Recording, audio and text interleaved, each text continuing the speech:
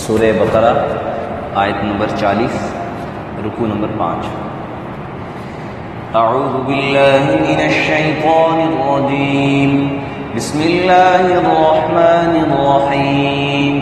یا بنی اسرائیل اذکروا نعمتی التي انعمت علیکم واوفوا بعہدی اوف بعہدکم وإیای فارہبون، وآمنوا بما أنزلت مصدقا لما معكم ولا تكونوا أول كافر به ولا تشتروا بآياتي ثمنا قليلا وإياي فاتقون، ولا تلبسوا الحق بالباطل وتكتموا الحق وأنتم تعلمون۔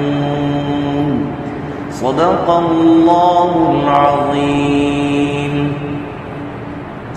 یا بنی اسرائیل، اے بنی اسرائیل، اذکروا یاد کرو نعمتی میری ان نعمتوں کو التی انعمت علیکم جو میں نے تم پر کی، وَأَوْفُوا بِعَہْدِی اور تم میرے وعدے کو پورا کرو، اوفی بعہدکم تو میں بھی تم اپنا وعدہ پورا کروں گا، وَإِيَّايَ فَارْهَبُونَ اور مجھ ہی سے، ایایا خاص مجھ ہی سے ڈرو،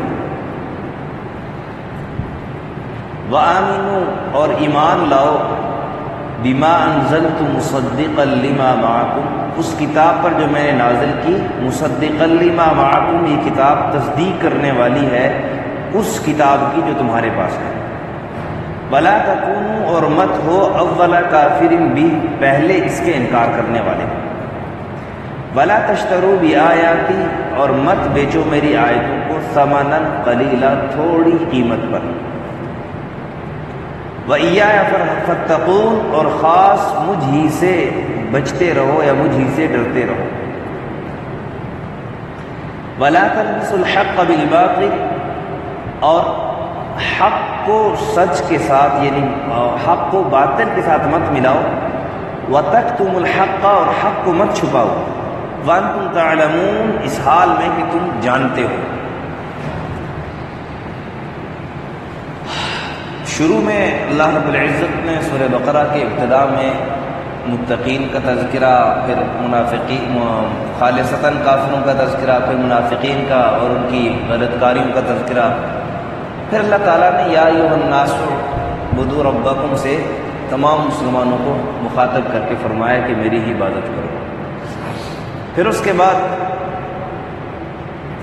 یا ایھا الناس اعبدوا سے ان نعمتوں کا تذکرہ کیا جو عام بنی آدم پر، تمام بنی آدم پر تھی، اور پھر حضرت آدم علیہ السلام کو پیدا کر کے ان کو خلیفہ بنانا اور بحشت میں داخل کرنا وغیرہ، اس بات کا تذکرہ تھا۔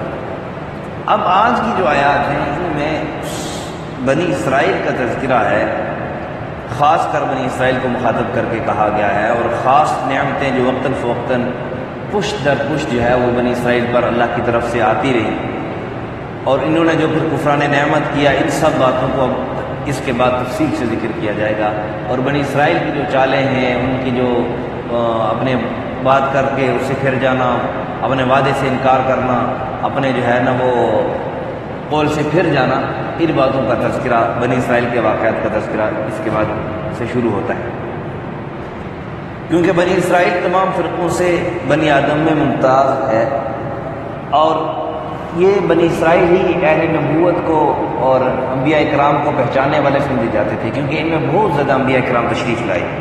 روایت میں آتا ہے کہ حضرت یعقوب علیہ السلام سے لے کر حضرت عیسیٰ علیہ السلام تک تقریباً 4000 نبی تشریف لائے بنی اسرائیل میں، 4000۔ ان میں سے بعض کا انہوں نے انکار کیا، بعض کو قتل بھی کیا، اور بعض ظلم بھی کیا، بعض کو ملک بدر کیا، مختلف قسم کے جو ہے انہوں نے اپنے جو باطل جو ہے وہ کام کیے۔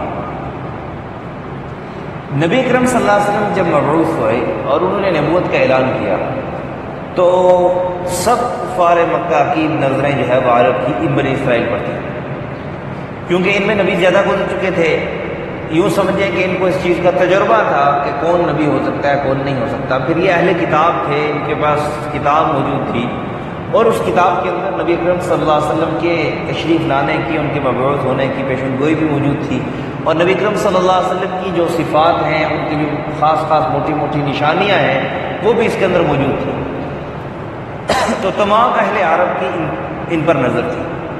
تو اس لیے اللہ تعالیٰ نے ان کو مخاطب کر کے کہا، کہ اے بنی اسرائیل. اب بنی اسرائیل ہے کون؟ بنی کہتے ہیں اولاد کو، بنی آدم جیسے آدم کی اولاد، اور اسرائیل یہ حضرت یعقوب علیہ السلام کا نام تھا. اسرائیل یہ حضرت یعقوب علیہ السلام کا نام تھا. اور اسرائیل کا مطلب ہے عبداللہ. اسرائیل کا مطلب کیا ہے؟ عبداللہ، یعنی اللہ کا بندہ. بعض روایت میں لکھا ہے کہ یہ مختلف ایک زبان ہے جس میں اسرا جو ہے وہ بندے کو کہتے ہیں، اور عید اللہ رب العزت کو کہتے ہیں، اللہ کو کہتے ہیں. تو بنی اسرائیل کیا مطلب؟ اللہ کا بندہ، عبداللہ. بہرحال اللہ تعالیٰ نے ان کو تذکرہ فرمایا کہ اے بنی اسرائیل، میری ان نعمتوں کو یاد کرو جو میں نے تم پر کی. ہمیشہ جب آدمی کسی کا باغی ہو جاتا ہے نا، جب باغی ہو جاتا ہے، نافرمان بن جاتا ہے، والد کا بھی جب بیٹا نافرمان ہو جاتا ہے تو والد بیٹے کو کہتا ہے بیٹا دیکھ تو میرا نافرمان بن گیا، میں نے تیرے لیے کیا کیا نہیں کیا، یہ نعمت بھی تجھے میں نے دی، یہ نعمت بھی تجھے میں نے دی، یہ نعمت بھی تجھے میں نے دی. ایک واقعہ یاد آیا، حضرت عبداللہ ذو البجادین رضی اللہ تعالیٰ عنہ، ان کا بھی ایسا ہی واقعہ. جب ایمان لے آئے، والد تو فوت ہو چکے تھے، لیکن چچا نے ان کی خوب ناز و نخرے سے پرورش کی تھی، خوب ناز و نخرے سے. عرب کے اندر سب سے قیمتی جوڑا پہنتے تھے، سب سے قیمتی خوشبو لگایا کرتے تھے. جس راستے سے گزر جاتے تو لوگ وہ خوشبو سونگھ کے پہچان لیتے تھے کہ اس راستے سے فلانا گزرا ہے. اتنے ناز و نخرے سے پلنے والے. لیکن جب نبی اکرم صلی اللہ علیہ وسلم پر ایمان لے آئے اور کلمہ پڑھ لیا، لا الہ الا اللہ محمد رسول اللہ، آج مسلمان کلمہ پڑھتا ہے نا، لا الہ الا اللہ محمد رسول اللہ، تو زبان تک ہی رہتا ہے بس. لیکن صحابہ کرام جب کلمہ پڑھتے تھے تو کلمہ پڑھتے گئے اور زندگی تبدیل ہوتی گئی. اب پوری زندگی ایک دم تبدیل ہو گئی. اب پھر ان کے لیے دین پر چلنا ایسے تھا کہ بس اب اس کے اندر کوئی چینجنگ نہیں، کوئی اس کے اندر کمپرومائز نہیں، اور کوئی چوں چرا نہیں، سوچ بچار نہیں. بس حکم آ گیا فوراً. شراب کا حکم آیا، مدینے کے اندر کیا ہے نا وہ گلی میں شراب بہنے لگی. یہ نہیں کہا کہ اتنی شراب خرید کے لائیں، چلو کافر کو دے دیں، اپنے پیسے اتنا قدر لے لیں. نہیں، حرمت کا جب حکم آ گیا اب تو پردے کا حکم آیا. صحابیات راستے میں بیٹھ گئی، ہمارے لیے چادر لاؤ. اب ہم پردہ کر کے ایک قدم بھی اللہ کے حبیب صلی اللہ علیہ وسلم کے حکم کے خلاف نہیں چل سکتے. اس وجہ سے وہ کامیاب بھی تھے، اللہ کی طرف سے ان پر مدد بھی آتی تھی. نبی اکرم صلی اللہ علیہ وسلم کے ہوتے ہوئے بھی اللہ کی مدد ان پر آتی رہی. نبی اکرم صلی اللہ علیہ وسلم اس دنیا سے تشریف لے گئے، اس کے بعد بھی صحابہ کرام پر اللہ کی مدد آتی رہی. آج بھی اللہ کی مدد آ سکتی ہے، لیکن مسئلہ کیا ہے؟ مسئلہ یہ ہے کہ ہم نے اپنے آپ کو بجائے شریعت کے مطیع اپنے فرمانبردار بنانے کے، اللہ کے حکم کے اپنے آپ کو مطیع فرمانبردار بنانے کے، ہم نے اپنے نفس کو اپنا پجاری بنا لیا. ہم نفس کے پجاری بن گئے. بس نفس کو جو ہے نا پوجنا شروع کرے، جو دل میں آیا، چاہے دین ہے. بہرحال یہ تو ذہن میں بات آ گئی. تو اللہ تعالیٰ نے، ہاں حضرت عبداللہ ذو البجادین رضی اللہ تعالیٰ عنہ کی بات واقعہ میں بتا رہا. تو خیر جب کلمہ پڑھ لیا تو اب چچا کو پتہ چل گیا. چچا نے کہا اچھا کھاتا میرا ہے، والد تیرا فوت ہوا ہے، میں تجھے اتنے ناز نخرے سے پال رہا ہوں، کھاتا تو میرا ہے اور گن مصطفیٰ کے کھاتا ہے، چھوڑ دے اس دین کو ورنہ سب کچھ چھین لوں گا، کپڑے بھی چھین لوں گا، سب کچھ چھین لوں گا. دیکھ میں نے تیرے لیے کیا نہیں کیا، تجھے کپڑے دیے، یہ دیے، وہ دیا. خیر یہ لمبا واقعہ ہے، انشاءاللہ پھر کسی موقع پر عرض کروں گا. لیکن عبداللہ رضی اللہ تعالیٰ عنہ ذو البجادین ان کا لقب ہے کہ اللہ تعالیٰ نے ان کو ایمانی قوت دی تھی، ایمانی طاقت دی تھی. انہوں نے روایت میں لکھا ہے کہ گھر سے بالکل برہنہ ہو کر نکلے کہ اس ظالم چچا نے جسم پر کپڑے بھی نہیں چھوڑے، جو اور چچا کو صاف جواب دیا کہ میں سب کچھ چھوڑ سکتا ہوں لیکن محمد عربی صلی اللہ علیہ وسلم کا کلمہ نہیں چھوڑ سکتا، اور نکلے۔ جب نکلے ماں تھی، ماں کے اندر تو شفقت کا مادہ زیادہ پایا جاتا ہے، ماں تو موجود تھی، اس نے روشنان کے ذریعے کوئی پرانی چادر پھینکی، اس کے ذریعے سطر ڈھانکا اور نبی کریم صلی اللہ علیہ وسلم کے پاس حاضر ہو گئے۔ آگے لمبا واقعہ انشاءاللہ، لیکن عرض کرنے کا مقصد یہ ہے کہ چچا نے ان کو احسانات جتلائے کہ میری بات مانو ورنہ یہ احسانات میں نے تم پر کیے ہیں۔ اللہ رب العزت بنی اسرائیل کو فرما رہے ہیں کہ دیکھو بنی اسرائیل، میری ان نعمتوں کو یاد کرو جو میں نے تم پر کی۔ اب نعمتیں کیا جاتی ہیں؟ نعمتیں سب سے بڑی نعمت یہ کہ ان پر ہزاروں انبیاء کرام بنی اسرائیل میں تشریف لائے، پھر من و سلوہ، پھر بڑی نعمت یہ کہ فرعون سے ان کو نجات دی۔ کتنے عرصے سے فرعون پر ظلم کر رہا تھا لیکن اللہ تعالیٰ نے ان سے اور اس قسم کی مختلف اللہ تعالیٰ نے ان پر نعمتیں کی۔ یاد کروا کے فرمایا اوفوا بعہدی، میرے وعدے کو پورا کرو۔ وعدہ کیا تھا؟ وعدہ یہ تھا کہ انہوں نے وعدہ کیا تھا اللہ سے کہ اللہ ہم تورات پر عمل کریں گے، وہ تورات کو سچ جانیں گے اور اس کے جو وقت کا نبی ہے اس کو ہم مانیں گے۔ اللہ نے فرمایا میرا وعدہ پورا کرو پھر میں تمہارا وعدہ پورا کروں گا۔ اللہ نے کیا وعدہ ان کے ساتھ کیا تھا کہ اللہ نے ان کے ساتھ وعدہ یہ کیا تھا کہ اللہ رب العزت تمہاری جو ہے نا تورات پر جب تم قائم رہو گے تو اللہ رب العزت پھر تمہیں ذلیل نہیں کرے گا، فرعون سے نجات عطا فرمائے، اور اللہ تعالیٰ نے بڑے ان کے ساتھ یعنی اپنی دنیا کے اندر تمہاری عزت ہوگی، دنیا کے اندر جو ہے نا تمہیں کوئی ذلیل نہیں کر سکے گا۔ یہ وہ اللہ کی طرف سے وعدے تھے، مطلب یہ کہ اللہ کی مانو، اللہ کے نبی کی مانو، اللہ تمہیں دنیا اور آخرت کی کامیابی دے گا، کبھی تمہیں پریشانی نہیں ہوگی۔ یہ فرعون کی ذلت، فرعون کی غلامی، مختلف قسم کی جو پریشانی تھی تمہیں اللہ نے ان سے تمہیں نجات عطا فرمائی۔ تو اگر تم اللہ کی مان کے چلو گے، وقت کے نبی کی مانو گے تو اللہ رب العزت تمہیں اس دنیا میں ذلیل نہیں کرے گا۔ بہرحال آج بھی انسان جو ہے وہ اللہ نے کیا کہا؟ دیکھو پہلے ان سے کہا کہ تم وعدہ پورا کرو، پھر کہا کہ میں وعدہ پورا کروں گا۔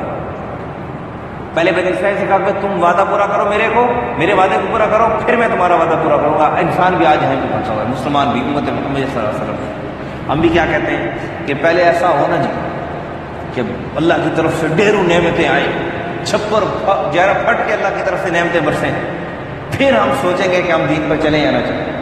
لیکن جب تک اللہ کی طرف سے نعمتیں نہیں آتی پھر اس وقت تک جو ہے نا ہم، اور بہت سے لوگ ایسے بھی ہیں جن کو کہو کہ بھائی اللہ کو سجدہ کرو، اللہ کی عبادت کرو، تو نعوذ باللہ ثم نعوذ باللہ وہ یہ بھی کہتے ہیں اللہ نے ہمیں کیا دیا کہ کس لیے اللہ کی عبادت کرو۔ نعوذ باللہ یہ بات کرتے ہوئے بھی انسان کی زبان لڑکھڑا جاتی ہے کہ کیسے الفاظ زبان سے نکالتے۔ تو اللہ تعالیٰ نے بھی ان کو نعمتیں یاد کروائیں اور پھر آگے فرما دیا وَإِيَّايَ فَارْهَبُونَ، مجھے سے ڈرو، ڈرنے کے لائق میں ہوں۔ کیا مطلب؟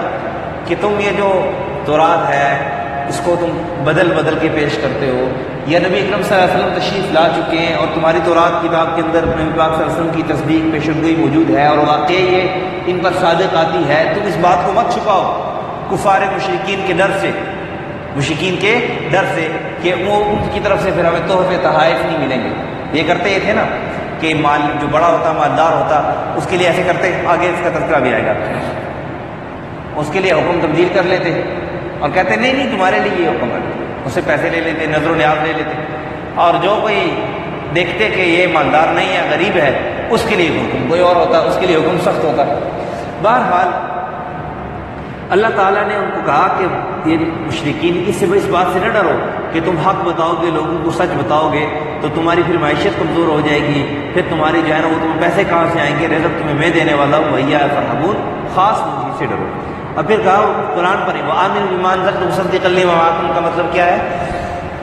قرآن پر ایمان لاؤ، قرآن کو حق جانو، یہ وہ کتاب ہے کہ جو تمہارے پاس کتاب ہے نا تورات، قرآن کے اندر اس کی تصدیق موجود ہے، اور تمہاری جو تورات کتاب ہے اس کے اندر قرآن کی نبی کریم صلی اللہ علیہ وسلم کی تصدیق موجود ہے، تو تم اسی پر ایمان لے آؤ کہ جو تم جس کتاب کو تم یہ نہیں سمجھو کہ جس چیز کو تم حق اور سچ مانتے ہو اس پر عمل پیرا ہونے کا دعویٰ کرتے ہو اسی کے اندر اس بات کی تصدیق موجود ہے، اسی میں یہ لکھا ہوا ہے کہ نبی پاک صلی اللہ علیہ وسلم تشریف لائیں گے، ان کی یہ صفات ہوں گی، ان پر کتاب نازل ہوگی، تو اس کتاب پر ایمان لاؤ۔ اور پھر کیا کہہ دیا وَلَا تَكُونُوا أَوَّلَ كَافِرٍ بِهِ، اس کے پہلے انکار کرنے والے مت بنو۔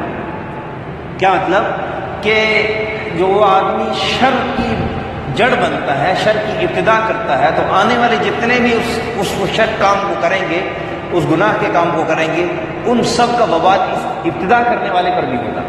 تو چونکہ شریعت محمدی صلی اللہ علیہ وسلم کی اب ابتدا ہے، اب ابتداءً تم لوگ ایمان لا رہے ہو، یہ ابتدا ہے، چند لوگ ایمان لائے ہیں، تو اگر ابتدا میں تم اس کے انکار کرنے والے بنو گے تو آنے والی نسلوں میں قیامت تک جتنے بھی لوگ انکار کرنے والے ہوں گے ان سب کا وبال بھی تم پر ہوگا۔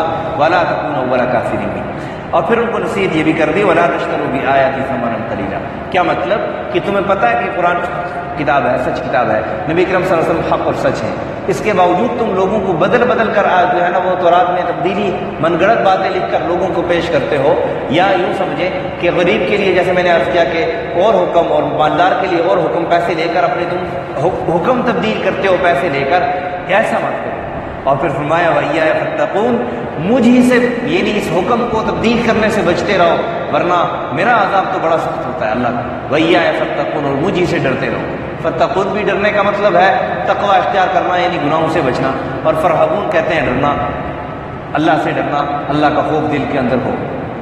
اور پھر آگے کہہ دیا انی تشتروا بآیات ثمنا قلیلا کا ہی مفہوم ہے آگے اگلی آیت میں کہ ولا تلبسوا الحق بالباطل، حق اور بات سچ کو جو ہے نا آپس میں گڑبڑ مت کرو، حق اور سچ کو آپس میں مت ملاؤ کہ تم جو بڑا آتا ہے مالدار آتا ہے اس کے لیے جو ہے نا وہ باطل بیان کر کے پیش کر دیتے ہو، باطل اور یعنی سچ کو گڑبڑ کر کے پیش کر دیتے ہو، ملا جلا اس کے حکم پیش کر دیتے ہو، کچھ جھوٹ کچھ قرآن عبارت یعنی تورات کی عبارت لے لی، کچھ اپنی طرف سے جھوٹ ملا کے اس کو پیش کر دیتے ہو، اور تو غریب آ جائے اس کے لیے تو حکم بہت سخت ہے کہ اگر سختی موجود تورات میں نہیں بھی ہے اس کے لیے اور سختی موجود کی تاکہ آئندہ یہ آئے تو صحیح پیسے لے کر آئے۔